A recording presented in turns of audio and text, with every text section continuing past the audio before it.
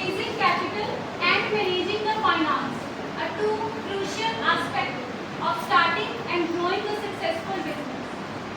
With the use of various sources, we raise the capital and manage the finance in a most effective way.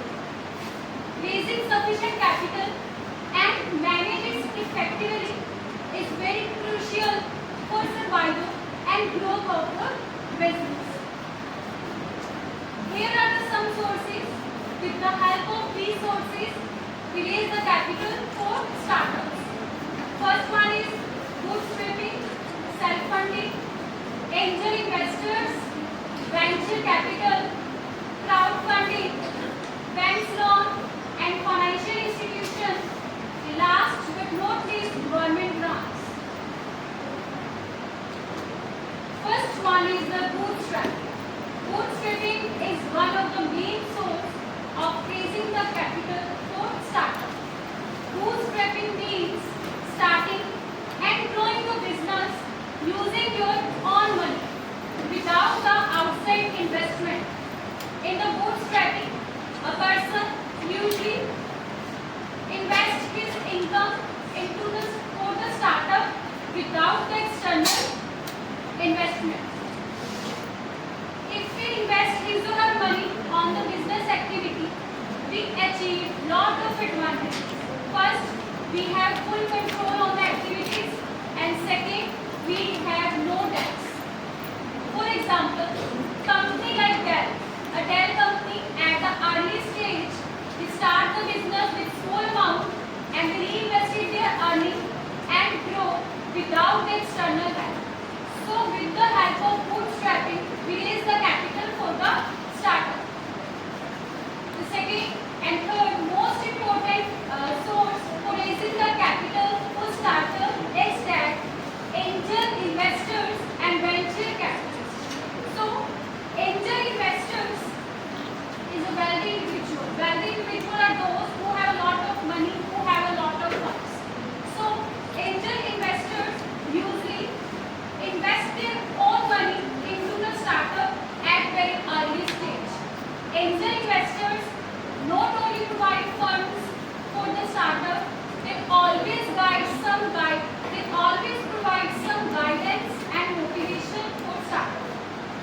We also take the example of Jeff Bezos. Jeff Bezos, who was early angel investor in the Google company, professional funds for the startup. At the early stage, they spend large amount of money. Only and only. The reason is that they expect large rate of return from this investment. Next, the most important source for raising the funds for startups is that crowdfunding. So, in crowdfunding is when a business or project raises a small amount of capital from the large number of persons. In the crowdfunding activity, a person also collects small amount of money from the large number of population through the use of online platforms. There are various online platforms. With the help of these online platforms, we raise the capital for the startup. Mila and Indigo. These are the two most popular apps. With the help of these apps, we always raise the funds for the startup. We have another source for raising the capital is that bank loans and financial institutions. We also raise the capital from the bank and another financial institutions at the early stage because we need capital for working capital and the fixed bank capital. We need working capital to pay the day-to-day expenses and we need the fixed capital for purchase the assets, expansion and growth of the business. But not least, there are some government grants and schemes. With the help of government grants and schemes, we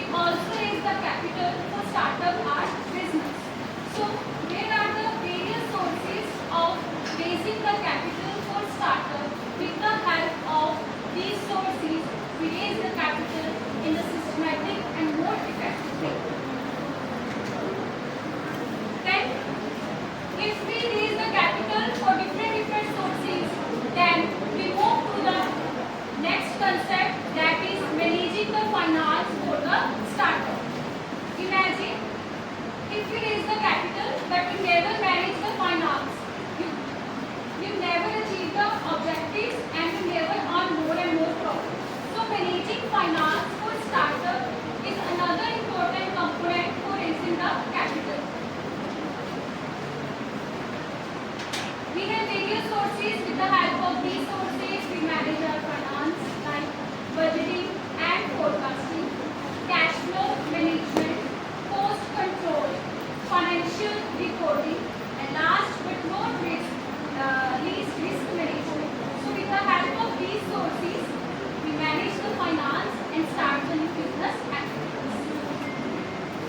So first one is the financial plan. If you want to prepare budget and if you want forecasting, then what will be happen in future? Then firstly we prepare some prospective plan, because with the help of these prospective plan, we alter way to manage the finance is that cash flow management. With the help of cash flow management, we monitor inflow and outflow of the cash. So for effective cash flow management, effective cash flow management ensures that the startup has sufficient funds to meet their financial obligation. If you have effective cash flow management, then you start the new activities and manage all the finance in the most appropriate way. Next is the financial reporting. If you prepare the financial report in a systematic way, then you manage all the finance activities.